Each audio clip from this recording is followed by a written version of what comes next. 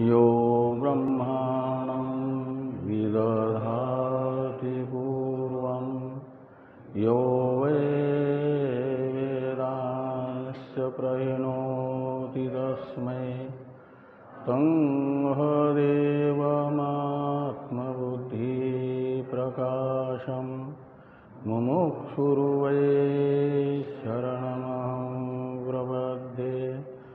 ओम शांति शांति शांति। शंकरं शंकराचार्यं केशवं बादरायणं सूत्रभाष्य कृतो वन्दे भगवन्तो पुनः पुनः।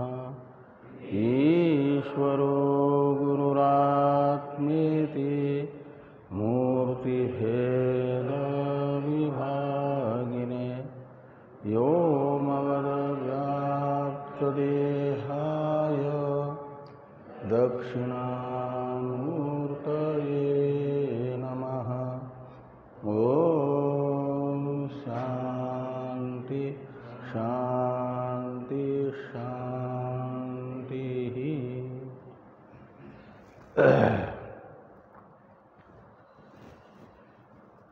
भगवान भाष्यकार के द्वारा विरचित आत्मबोध नामक ग्रंथ की चर्चा हम लोग कर रहे हैं। इस ग्रंथ के 18वें श्लोक तक की चर्चा हम लोग कर चुके हैं। 18वें श्लोक में निर्विकार आत्मा क्रियादि विकारवान सा प्रतीत होता है,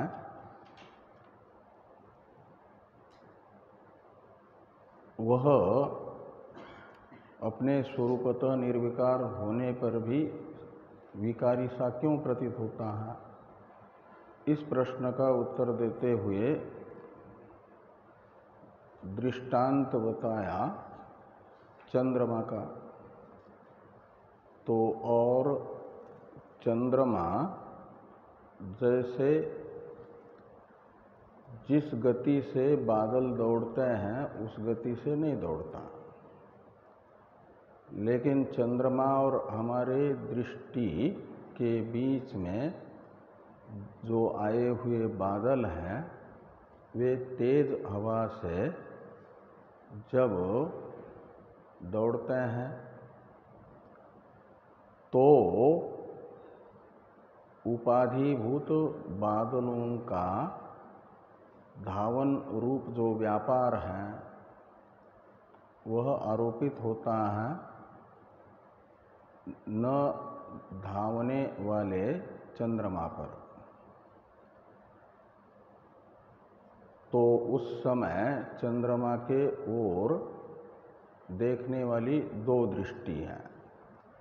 एक अविवेकी की दृष्टि है, बादलों के धावन रूप क्रिया का आरोप चंद्रमा पर करके चंद्रमा को धावन रूप क्रिया से युक्त देखने वाला। और एक है विवेकी,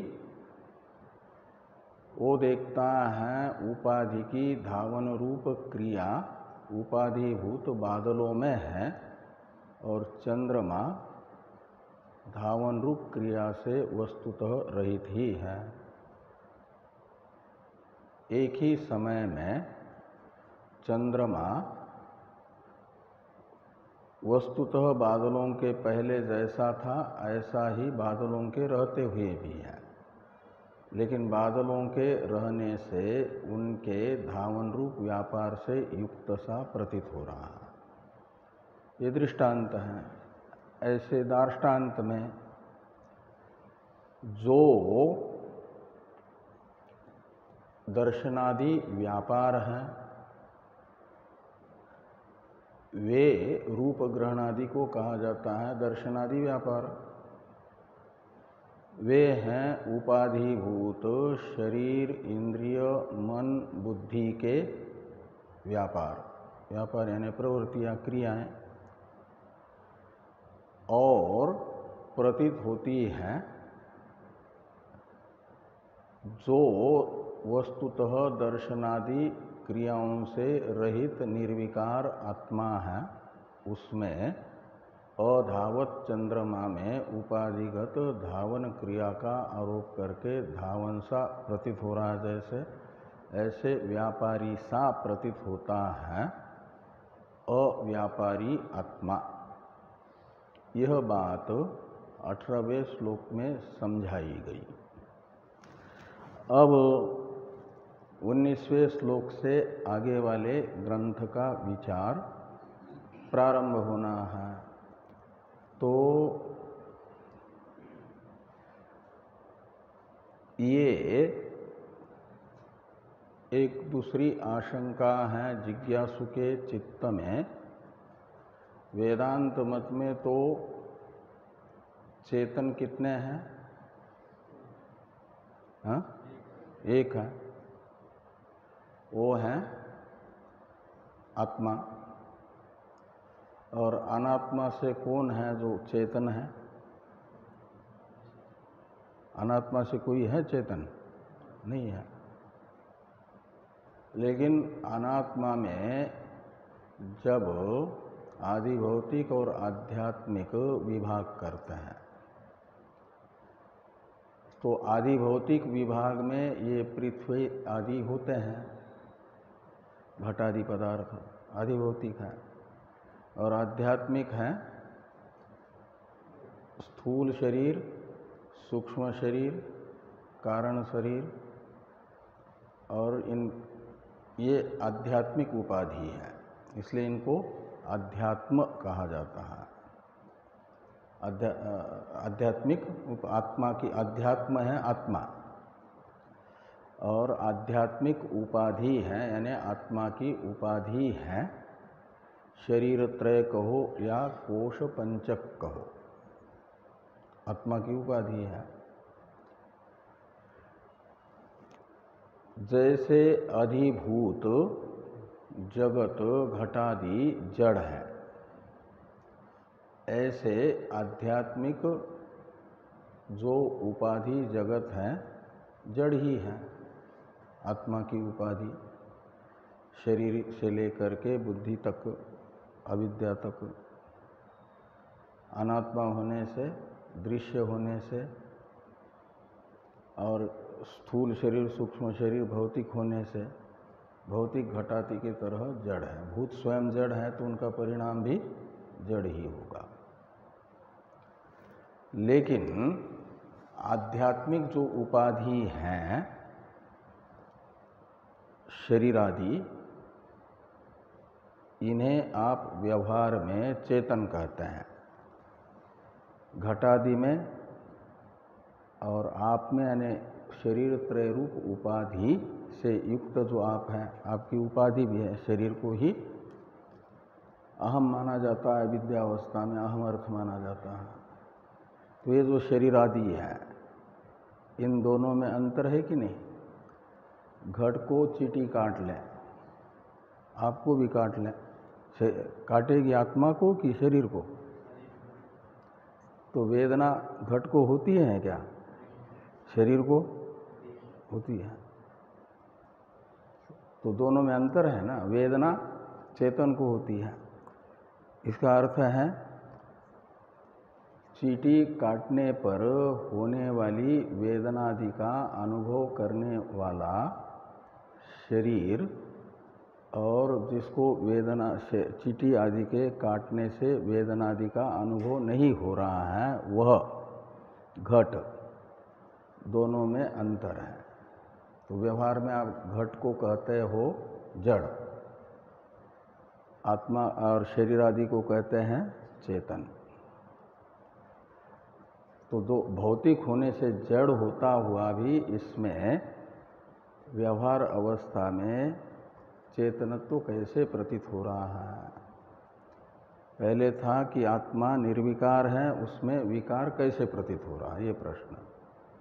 अभी ये प्रश्न है कि घटादि जड़ हैं क्योंकि उन्हें दुखादि की संवेदनाएं नहीं होती हैं, और शरीरादि को दुखादि की संवेदनाएं होती हैं, अनुभव होता है, तो माना जाता है उन्हें चेतन है, दोनों भौतिक। तो ये जड़ चेतन विभाग शरीर आदि में, आध्यात्मिक उपाधि में चैतन्य का व्यवहार क्यों हो रहा है, उन्हें चेतनवत क्यों समझा जा रहा है, ये प्रश्न है। ये ध्यान में आया? इसका उत्तर देने के लिए भगवान भाष्यकार ने 19वें श्लोक की रचना की है। तो 19वें श्लोक का उच्चारण कर लें।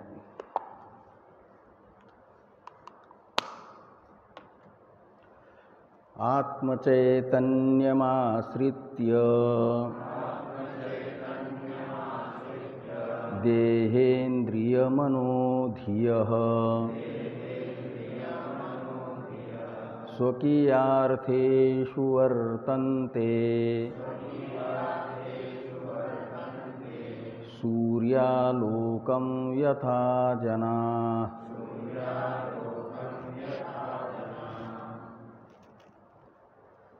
तो यहाँ भी उदाहरण के साथ ये समझाया जा रहा है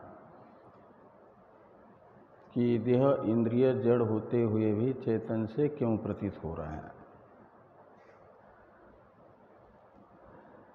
कहते हैं लोक में घटादि को कहा जाता है प्रकाश्य, और प्रकाशक कहा जाता है सूर्य आदि को। दोनों भौतिक ही है ना, सूर्य भी भौतिक है, चंद्रमा और अग्नि आदि ये सब भौतिक है, प्रकाशक जिनको कह रहे हैं, और उनसे प्रकाश्य घटादि ये भी भौतिक ही है। भौतिकत्व दोनों में साम्य होने पर भी एक में प्रकाशकत्व है और दूसरे में प्रकाश्यत्व है। तो प्रकाश्य पदार्थ के उपादान में या हान में प्रवृत्ति होती है, यानी हान का कर्ता बन जाता है मनुष्य आदि, कोई भी प्राणी घटादि प्रकाश्य वस्तु का या तो उपादान करता है, यानी ग्रहण करता है, अनुकूलत्वेन रूपेण जो प्रतीत होते हैं प्रकाश्य घटादि, उनका उपादान यानी ग्रहण, और प्रतिकूलत्वेन रूपेण प्रतीत होने वाले जो प्रकाश्य कोटि में आने वाले भौतिक पदार्थ हैं उनका हान करता है, परित्याग करता है। ये जो हानोपादान रूप व्यापार है, प्रवृत्ति है, निवृत्ति है प्राणियों की। अनुकूल प्रकाश्य का उपादान, प्रतिकूल प्रकाश्य का हान, इसी को कहा जाता है प्रवृत्ति निवृत्ति। जब घना अंधकार हो, आपके पास में ही विषैला सर्प भी है, और आपके पास ही आपको आवश्यक जो जलादि का धारण करने वाला घटादि भी अपेक्षित है, दोनों हैं पास पास में, लेकिन बिल्कुल दिख नहीं रहे, घना अंधकार है अमावस्या के दिन का, और न तो वहाँ सूर्य का प्रकाश है, न तो चंद्रमा का प्रकाश है, न तो अग्नि है, तो घट भी नहीं दिख रहा है जो आपको अपेक्षित है। और अनपेक्षित हैं सर्प वो भी नहीं दिख रहा। तो अनपेक्षित सर्प के हान में भी हानानुकूल व्यापार भी और अनुकूल घट के उपादान अनुकूल व्यापार भी आपका नहीं होगा। क्यों? इसलिए कि उस समय प्रकाश्य का ग्रहण आपके द्वारा नहीं हो पा रहा है। और क्यों नहीं हो पा रहा है? प्रकाशक तत्व वहाँ पर न होने से। और वहीं पर कहीं आग जला दो तो आग में घट भी दिख रहा है और सर्प भी दिख रहा है आग की सन्निधि में, दीप के सन्निधि में। तो सर्प वो तो भगा हो गए पास से, और घट को स्वीकार करोगे। ये जो व्यापार हो रहा है इसमें निमित्त बन रहा है कौन? सूर्य प्रकाश। सूर्य ये उपलक्षण है प्रकाशक, बाकी कोई भी पदार्थ हो, सूर्य हो या अग्नि हो, चंद्रमा हो, या ये बिजली आदि से होने वाला प्रकाश हो, प्रकाश की ज़रूरत है। तब जाकर के आपके अनुकूल पदार्थ के उपादान में और प्रतिकूल पदार्थ के हान में प्रवृत्ति होती है। ये दृष्टांत हुआ। ऐसे दार्ष्टान्त में तो इसलिए जो अप्रकाश्य अंधेरे में रखे हुए घटादि हैं उनमें और सूर्य के सन्निहित जो घटादि हैं, प्रकाश के सन्निहित जो घटादि है, दोनों में व्यवहार होता है। एक में प्रकाशमानता का व्यवहार, भासमानता का। प्रकाशक तत्व के सन्निहित प्रकाश्य पदार्थ में भासमानता आती है और प्रकाशक तत्व के असन्निहित जो हैं, पास में जो नहीं है, उन्हें अभासमान कहा जाता है। उनमें आती है अभासमानता। ये फर्क पड़ा। ऐसे ही दार्ष्टान्त में जैसे सूर्य प्रकाश के आश्रय से आपने घटादि में भासमानता का व्यवहार किया, भासमानता धर्म उनमें आया, और प्रकाशक तत्व की असन्निधि हो तो भासमानता नहीं आएगी।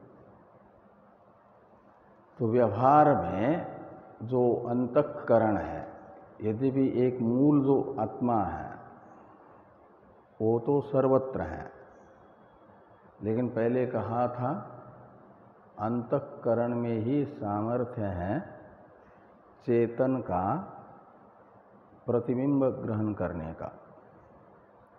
चेतन के प्रतिबिंब को ग्रहण करने का सामर्थ्य अंतःकरण में है, बाकी जड़ पदार्थों में नहीं है। और वो अंतःकरण होता है अपने गोलक में। अंतःकरण का गोलक है हृदय। क्या गोलक है अंतःकरण का? गोलक यानी गोलक किसको कहते हैं? गोलक कहते हैं जहाँ रह करके अंतःकरण अपना कार्य करता है, कार्यालय, ऑफिस। तो हृदय है, और हृदय है स्थूल शरीर का आभ्यंतर अंग विशेष। जितने भी गोलक हैं, नेत्र इंद्रिय का गोलक जो ये, वो भी स्थूल शरीर का ही अंग विशेष है। स्थूल शरीर अंतःपाती ही जो अंग विशेष हैं उन्हें माना जाता है सूक्ष्म शरीर अंतःपाती तत्त तत्वों का गोलक, ऑफिस। तो अंतःकरण भी चेतन का प्रतिबिंब ग्रहण करना, उसमें सामर्थ्य है। और फिर सब व्यापार होता है, लेकिन किसमें? जब अपने गोलक में स्थित हो तब सब व्यापार होगा। कोई भी ऑफिसर अपने ऑफिस में बैठ करके ही फाइल आदि देख करके कार्य कर सकता है, कितने भी आप परिचित हो, और रास्ते चलते उसको रोक करके कहो कि ये मेरा काम है, इस पर हस्ताक्षर कर लो, वो थोड़ी करेगा। फाइल ऑफिस में देखेंगे क्या है क्या नहीं, उसके बाद फिर आपका कार्य होगा, यानी ऑफिस में कार्य होता है। ऐसे अंतःकरण हृदयस्थ होता है तो चिदाभास युक्त तो वो रहता ही है, लेकिन चिदाभास युक्त अंतःकरण जब हृदयस्थ होता है तो अंतःकरण में जो उसका संकल्प विकल्प लो, चिंतन लो, अभिमान रूप व्यापार लो या निश्चयात्मक व्यापार लो, ये अंतःकरण चतुष्टय का व्यापार है, वो संपन्न होता है। और इंद्रियों का भी जो व्यापार है वह सब व्यापार अंतःकरण से संलग्न होने पर ही होता है। तो चेतन आत्मा का चैतन्य पहले चैतन्याभास आया अंतःकरण में, वो गोलकस्थ हुआ तो अपने जो संकल्प विकल्प आदि व्यापार हैं वो करने लगा, और संकल्प विकल्प आदि व्यापार करने में समर्थ अंतःकरण के साथ जब अपने अपने गोलकस्थ इंद्रियां संश्लिष्ट होती हैं, संयुक्त होती हैं, तो उन इंद्रियों का भी रूपादि ग्रहण रूप व्यापार, वदनादि रूप क्रियाएं वो करने में वे समर्थ होती हैं, ये हो जाता है। और स्थूल शरीर तो गोलक के रूप में सचेतन यानी चिदाभास युक्त अंतःकरण में अंतःकरण से संलग्न ही है, इसलिए शरीर में भी चिदाभास की व्याप्ति होती है। और व्यवहार अवस्था में जो चिदाभास से युक्त भौतिक पदार्थ है उसे कहा जाता है चेतन। व्यावहारिक चेतन वही है, चिदाभास युक्त व्यावहारिक उपाधि अंतःकरण कार्यकरण संघात, वो चेतन कहलाता है। और जैसे सूर्य और घट दोनों भौतिक हैं, लेकिन ये सूर्य को प्रकाशक कहा गया, घट को प्रकाश्य कहा गया। ऐसे चेतना से युक्त कार्यकरण संघात चेतन कहलाता है, और बाकी चेतन में ही अध्यस्त जो अचेतन आधिभौतिक जगत है उसका भी अध्यारोप चेतन में ही हुआ है, लेकिन वो व्यावहारिक चेतन नहीं है, चिदाभास नहीं है, पारमार्थिक चेतन है। इसलिए उस पारमार्थिक चेतन के साथ आविद्यक संबंध जड़ जगत का होने पर भी उसे जड़ ही कहा जाएगा। और चिदाभास युक्त होगा जो अध्यस्त जगत में जगत विशेष, वो है कार्यकरण संघात, उसे व्यवहार अवस्था में चेतन कहा जाएगा। तो इस प्रकार चेतन और जड़ का व्यवहार अवस्था में जो भेद होता है, घटादि में जड़त्व का व्यवहार और कार्यकरण संघात में चेतनत्व का व्यवहार इस प्रकार होता है। मुख्य चेतन का प्रतिबिंब जिस अनात्म पदार्थ में पड़ा वो अनात्म पदार्थ है अंतःकरण, और फिर उससे संबद्ध जितना आध्यात्मिक उपाधि रूप जगत का अंश है उतना चेतन कहलाया, उतना चेतन हुआ, और बाकी हो गया जड़। तो इस प्रकार कार्यक्रम संघात कहो या शरीर इंद्रिय मन कहो, जड़ होने पर भी इनमें चैतन्य का व्यवहार होता है, चेतनवत व्यवहार होता है। इसे बताया गया 19वें श्लोक के 3 पादों में। चौथे पाद में तो दृष्टांत है, और जो 3 पाद हैं उनमें ये सिद्धांत है, दार्ष्टान्त है। तो आत्मचैतन्यम आश्रित्य, आत्मचैतन्य का आश्रय लेकर के देहेन्द्रिय मनोधिय स्वकीय कार्येषु वर्तन्ते, अपने अपने कार्य में प्रमाता की प्रेरणा से प्रेरित होती है। और वो प्रमाता है चिदाभास युक्त अंतःकरण, जीव। और पंचदशी में जीव का स्वरूप बताया बुद्धि, बुद्धि अधिष्ठान चैतन्य और बुद्धिस्थ चिदाभास। इन तीनों का समूह जीव कहलाता है। केवल चिदाभास भी नहीं, केवल बुद्धि भी नहीं, और केवल चेतन भी नहीं। इन तीनों का संघात जीव है, और जो जीव है उसे ही प्रमाता कहते हैं। और उस प्रमाता से ही प्रेरित होकर के करण रूप इंद्रिय, अंतःकरण, मन और बाकी शरीर आदि प्रवृत्त होता है। और प्रमाता चेतन है, और इसमें प्रमातृत्व में जो 2 अंश हैं, इनमें से एक उपाधि अंश जो बुद्धि है वह तो कल्पित है, अध्यारोपित है, वो दर्पण के तरह है। तो दर्पण और जब तक बिंब के सामने है तब तक बिंब से अलग न होता हुआ भी प्रतिबिंब अलग सा प्रतीत होता है दर्पण के कारण,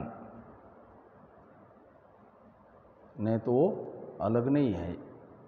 प्रतिबिंब बिंब ही है, बिंब ही दर्पण के कारण बिंब से प्रतिबिंब रूप से भास रहा है बिंब। और वो दर्पण हटा दो तो हटता खाली दर्पण है, और बचता है जो प्रतिबिंब, वह बिंब से अलग नहीं, पहले भी नहीं था जब अलग दिख रहा था, वो बिंब रूप ही भासता है।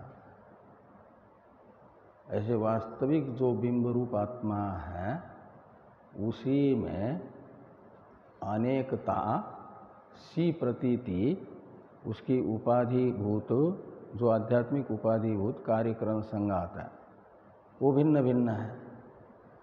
उनके भिन्नता के कारण भिन्न सा प्रतीत हो रहा है, और उपाधि जड़ होने पर भी चेतन की उपाधि होने से चेतन की सन्निधि में उसे चेतन सा कहा जा रहा है नहीं चेतन।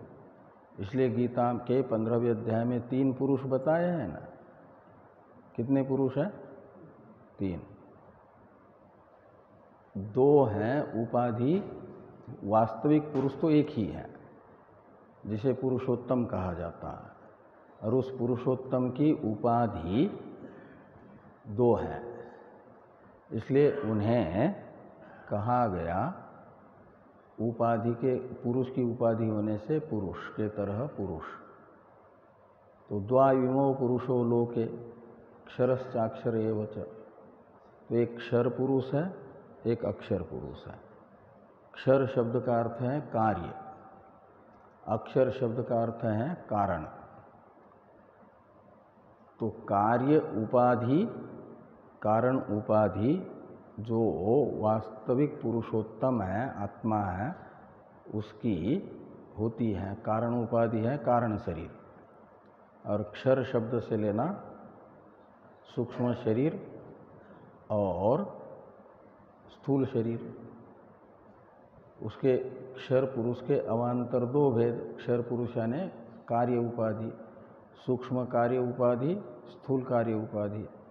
सूक्ष्म कार्य है सूक्ष्म शरीर, स्थूल कार्य है स्थूल शरीर। इस प्रकार ये तीन हो जाते हैं दो उपाधि रूप पुरुष। पुरुष की उपाधि होने से दो पुरुष, और तीसरा पुरुषोत्तम है।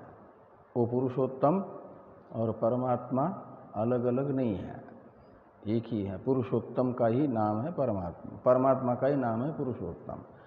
जो उपनिषदों में ब्रह्म करके कहा जाता है, उसे गीता के 15वें अध्याय में पुरुषोत्तम शब्द से कहा है। यस्मात्क्षरम अतीतो अहम अक्षरादपि चोत्तम अतोस्मि लोके वेदे च प्रथित पुरुषोत्तम।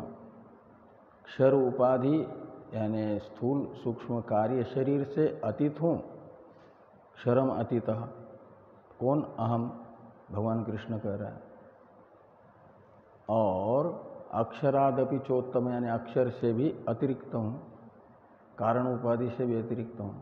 कार्य उपाधि कारण उपाधि को भागत त्याग लक्षणा से छोड़ दिया, और जो उपहित अंश है उसी का ग्रहण करेंगे, तो उस उपहित अंश को चाहे प्रतिबिंब कहो या उपहित कहो, वह बिंब से कहो या शोधित तोमर्थ रूप पुरुषोत्तम से कहो, अलग नहीं। वो पुरुषोत्तम ही उपाधि के भेद से वैसा वैसा प्रतीत हो रहा था, और पुरुषोत्तम की उपाधि होने से उपाधि भी चेतन सी प्रतीत हो रही थी।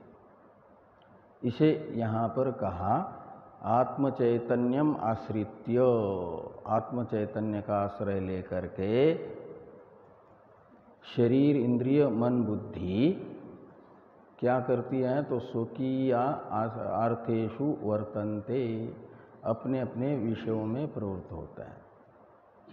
केनोपनिषद की शुरुआत ही इसी से है। केनोपनिषद का संपूर्ण सार यदि भाष्यकार के एक श्लोक में है, तो कौन से श्लोक में? यहाँ केनोपनिषद में पहले मंत्र से प्रश्न है ना, निर्विशेष ब्रह्म जिज्ञासु का। क्या प्रश्न है? केनेशितम पतति प्रेषितम मनः इत्यादि है। यानी ये कार्यक्रम संघात किसकी प्रेरणा से प्रेरित होकर के अपने अपने विषयों में प्रवृत्त हो रहा है। यही प्रथम मंत्र के द्वारा प्रश्न है निर्विशेष ब्रह्म जिज्ञासु का केनोपनिषद में। द्वितीय मंत्र से उत्तर देना प्रारंभ किया, श्रोत्रस्य श्रोत्रम मनसो मनोयत। इसमें श्रोत्रस्य श्रोत्रम मनसो मनः, ये जो अवान्तर अलग अलग वाक्य हैं, तो एक ही शब्द दो बार आया है प्रत्येक वाक्य में। श्रोत्र से श्रोत्रम, इसमें श्रोत्र इसी एक शब्द की दो बार प्रयुक्ति है, प्रयोग है, दो बार प्रयोग है। एक षष्ट्यंत है, एक प्रथमांत है। तो यत् श्रोत्रस्य श्रोत्रम तत् त्वया पृष्टम ब्रह्म, कार्यक्रम संघातस्य प्रेरकम, ये अर्थ निकलेगा कि जो श्रोत्र का श्रोत्र है वही तुम्हारे द्वारा पृष्ठ कार्यक्रम संघात का सन्निधि मात्र से प्रेरक चेतन है। उसकी प्रेरणा से कार्यक्रम संघात अपने अपने व्यापार का निर्वर्तन करने के लिए प्रवृत्त हो रहा है। से चक्षुष चक्षु, श्रोत्र से श्रोत्रम, इसमें जो षष्ट्यंत श्रोत्र शब्द है वो बता रहा है श्रोत्र इंद्रिय को,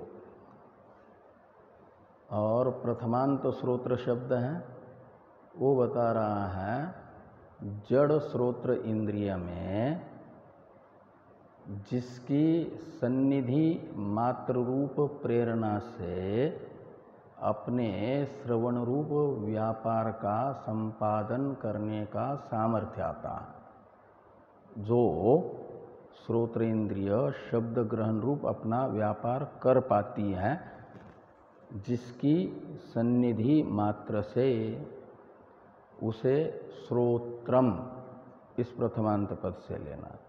वो श्रोत्र का श्रोत्र का मतलब कान का भी कान है, कान को भी कान होते हैं,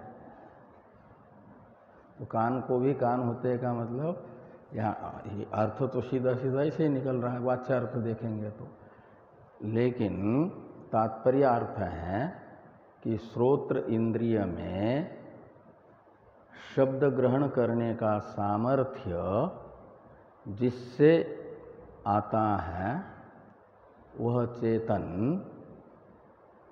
तुम्हारे द्वारा पृष्ठ श्रोत्रादि का प्रेरक चेतन है, वो निर्विशेष ब्रह्म है, उसकी तुम्हें जिज्ञासा, उसको जानो।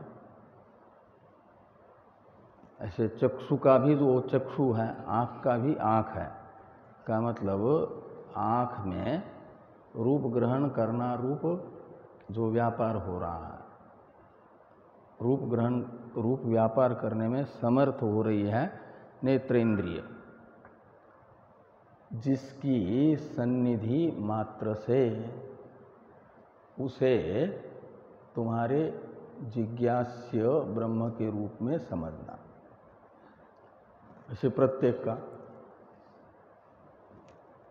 और इन्हीं ये ब्राह्मण वाक्य हैं, श्रोत्र से श्रोत्रम मनसो मनोयत। वेद दो प्रकार का होता है ना, ब्राह्मण और मंत्र। ब्राह्मण भाग मंत्र भाग को लेकर के वेद के दो भाग। वेद ये नाम है, मंत्र ब्राह्मणयोर वेद संज्ञा, ये कहा जाता है। मंत्र और ब्राह्मण का मिल करके नाम है वेद। ब्राह्मण यानी चार वर्ण में से एक वर्ण विशेष ब्राह्मण नहीं, ग्रंथ का नाम है ब्राह्मण। संहिता भाग ब्राह्मण भाग ये कहा जाता है। संहिता भाग है मंत्र और ये ब्राह्मण भाग। ये केनेशितम से लेकर के श्रोत्र से श्रोत्रम इत्यादि ये सब ब्राह्मण भाग है। और बाद में मंत्र, इस ब्राह्मण भाग के द्वारा प्रतिपादित अर्थ का समर्थन करने के लिए वहाँ कुछ मंत्र आते हैं। वो मंत्र है यन मनसा न मनुते येन आहुर्मनोमतं तदेव ब्रह्म त्वं विद्धि नेदम यदिदम उपासते। ये कुछ मंत्र आए हैं। इससे पहले तक ब्राह्मण भाग के द्वारा ये बताया गया कि निर्विशेष ब्रह्म की सन्निधि ही कार्यक्रम संघात के लिए प्रवृत्त होने में प्रेरणा है। कार्यक्रम संघात प्रेर्य है और उसका प्रेरक निर्विशेष ब्रह्म है, और निर्विशेष ब्रह्म की प्रेरणा कोई विकार रूप नहीं है, एक विशेष व्यापार रूप नहीं है, तब तो सविशेष हो जाएगा वो। तो फिर उसकी प्रेरणा क्या है? सन्निधि मात्र। तो उस चेतन आत्मा की सन्निधि को प्राप्त करके पहले अंतःकरण चिदाभास युक्त होकर के प्रेरित होता है, प्रमाता बन जाता है। और प्रमाता बना तो फिर प्रमाता से व्यवहार में प्रवर्तक भाव होता है, करणों का प्रवर्तक वो बन जाता है। लेकिन मूल स्रोत यदि देखना है प्रवर्तक का, तो निर्विशेष ब्रह्म है और उसकी प्रेरणा सन्निधि मात्र है, और वो व्यापक होने से स्वभावतः ही सर्वत्र है, इसलिए सब वस्तुओं को उसकी सन्निधि है। तो आत्मचैतन्यम आश्रित्य क्या होता है? देहेन्द्रिय मनोधिय शरीर इंद्रिय मन बुद्धिया स्वकीय अर्थेषु, यहाँ अर्थ शब्द है व्यापार, अर्थ शब्द का अर्थ है व्यापार। तो स्वकीय अर्थेषु यानी अपने अपने व्यापारों में प्रवर्तन्ते प्रवृत्त होता है। व्यवहार में हम जिनको चेतन कहते हैं उनका भी ये चेतन है, उनमें भी चैतन्य प्रदान करने वाला निर्विशेष ब्रह्म है, आत्म चैतन्य है। इसलिए उसे कहा जाता है चेतनम चेतनानाम, वो चेतनों का भी चेतन है। ज्योतिषामपि तज्ज्योति, तो चेतनानाम यानी कार्यकरण संघातानाम बहुवचन है, और चेतनम कार्यक्रम संघातों में जो चैतन्य दिख रहा है उन्हें चेतन बनाने वाला, उनमें चैतन्य की प्रतीति कराने वाला चेतन, यह चेतनम एक वचन है, वो एक ही है।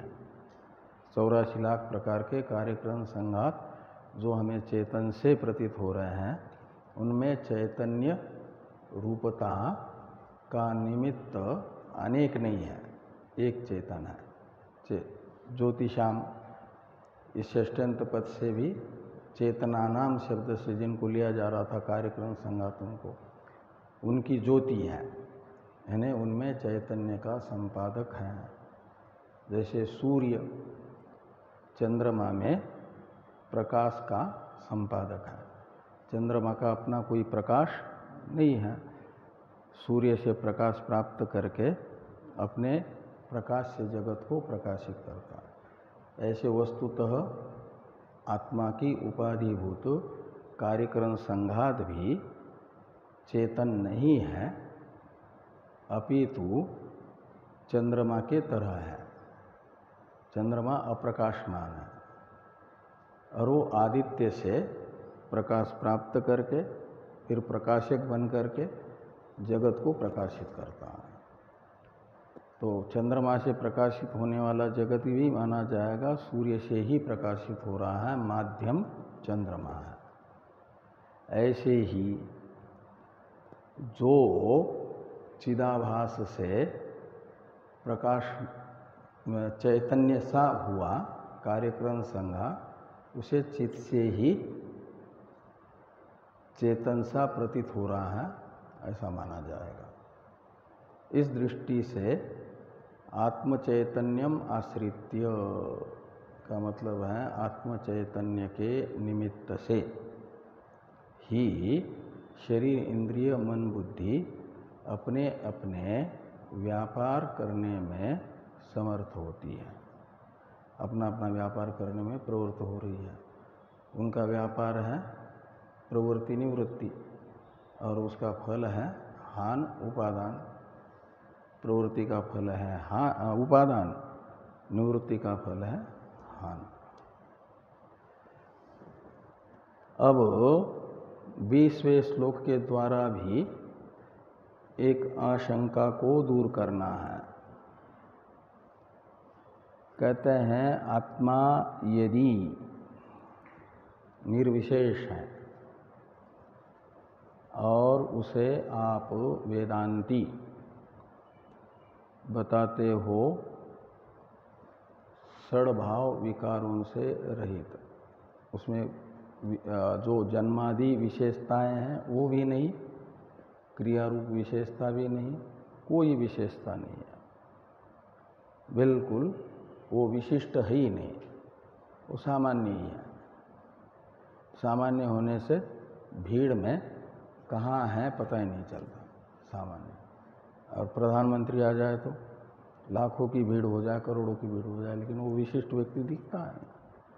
ये सामान्य है बेचारा, वो विशेष से ढका ही हुआ रहता है।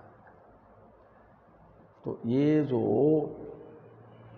आत्मा है, ब्रह्म है निर्विशेष, उसमें कोई विशेषता नहीं है, लेकिन व्यवहार अवस्था में आत्मा यानी अहम अर्थ मैं, तो मैं मनुष्य हूँ।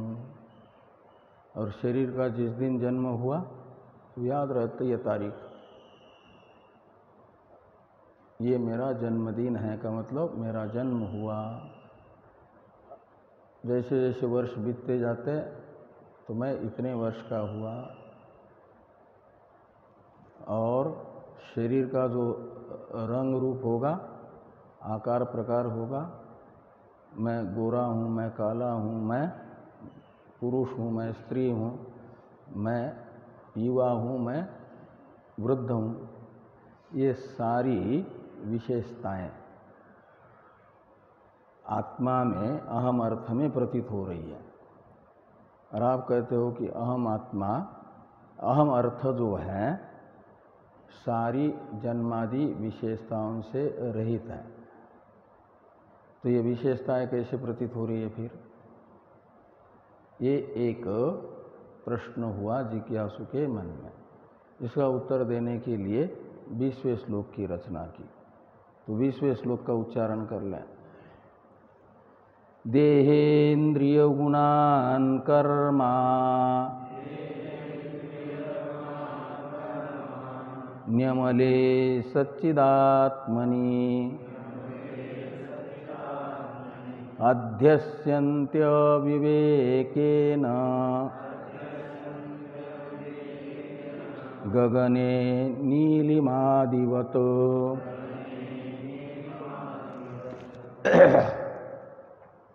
तो यहाँ पर भी पादत्रय में दार्ष्टान्त है और एक पाद में दृष्टांत है। तो ये द्रव्य कितने हैं? हाँ, 9 द्रव्य हैं। उनमें से और गुण कितने हैं? द्रव्य तो 9 है और गुण 24 गुण है। उसमें रूप नाम का एक गुण है। और रूप नाम के जो गुण हैं, रूप नाम का गुण है, उसके अवान्तर कितने भेद हैं? रूप कितने प्रकार का बताया गया? 4 ही प्रकार का। कौन कह रहे हैं? हाँ, आप? अच्छा, 7 रूप हैं। तर्क संग्रह चल रहा है ना, अभी गुण तक नहीं गए क्या? हाँ, तो 7 रूप कौन कौन है? देखो, ये 7 रूप है। जितने भी गुण हैं समवाय संबंध से कहाँ रहते हैं? हाँ, द्रव्य में। तो सभी द्रव्य में सभी गुण रहते हैं। सभी यानी गुण मात्र द्रव्य में रहेंगे समवाय संबंध से, लेकिन 9 द्रव्यों में से किसी न किसी द्रव्य में कोई न कोई गुण रहेगा। सारे के सारे गुण एक ही द्रव्य में रहते हो ऐसा नहीं। तो रूपवान द्रव्य कितने हैं? रूप नाम के गुण का समवाय संबंध से आश्रय बनने वाले रूप के समवायी द्रव्य कितने हैं? हाँ, 3। वायु में रूप रहता है क्या? आकाश में भी नहीं रहता। तो 3 ही हो गए ना। तो ये 7 जो रूप हैं, उनमें ये 7 रूप रहेंगे इन 3 द्रव्य में ही समवाय संबंध से। और 3 द्रव्यों में भी सभी के सभी 7 गुण नहीं, रूप नहीं रहेंगे। जल में शुक्ल रूप ही रहेगा और अग्नि में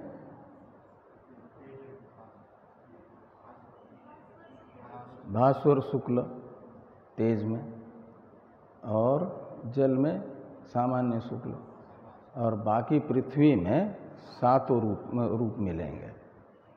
पृथ्वी में 7 रूप हैं। और वायु से लेकर के बाकी 6 द्रव्य, निरूप है, उनमें कोई रूप नहीं रहता है। द्रव्य दूसरे गुण रहेंगे लेकिन रूप नाम का गुण नहीं रहेगा 6 द्रव्य में। तो आकाश 3 द्रव्यों में आता है या 6 द्रव्य में जाएगा? 6 में, 5वां है वो, वायु के बाद आकाश, तो निरूप हो जाएगा। उसमें रूप न तो नीलापन है, न तो धुंधलापन है, न लाल है, न सुनहरा है।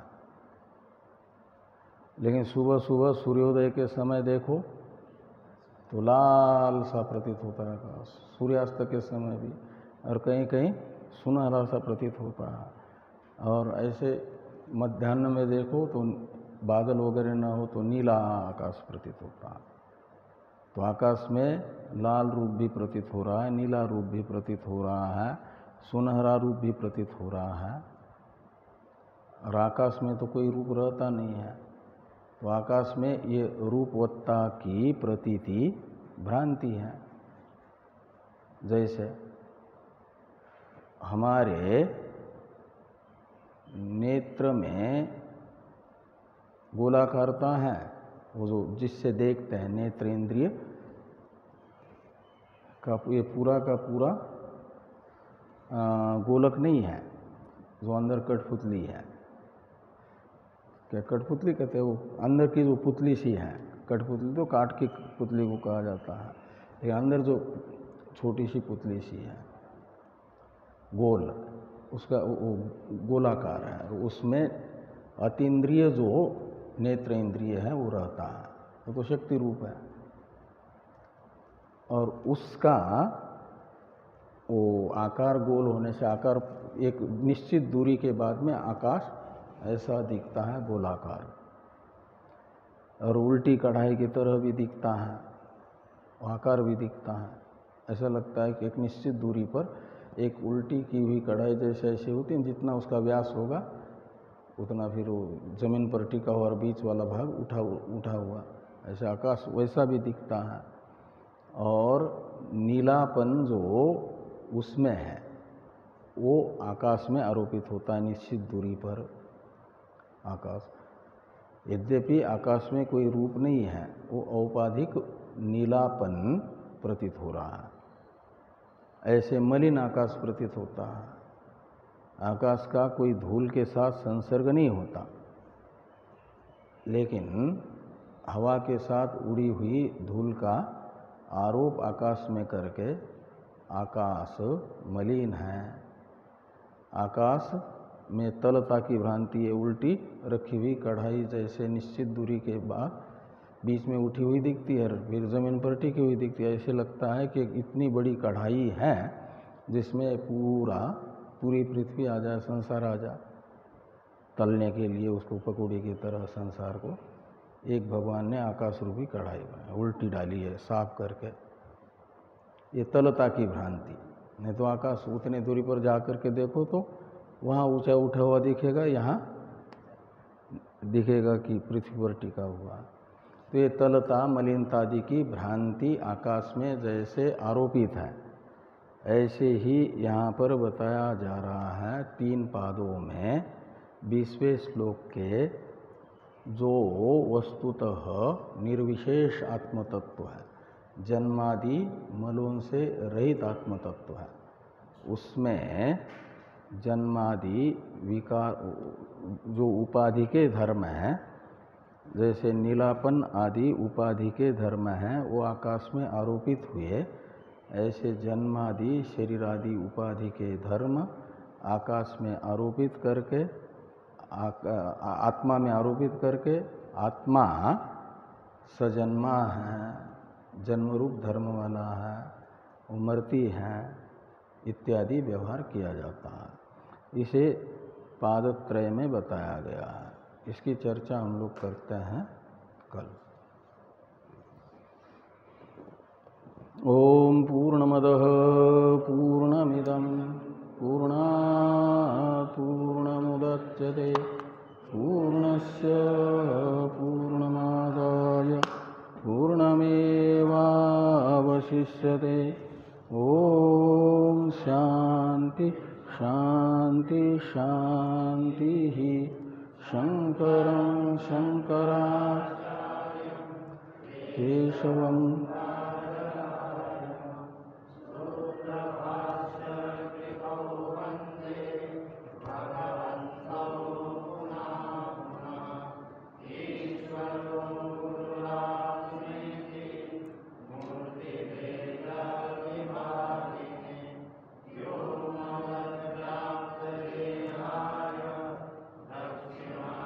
मूर्तये नमः। ओम शांति शांति शांति।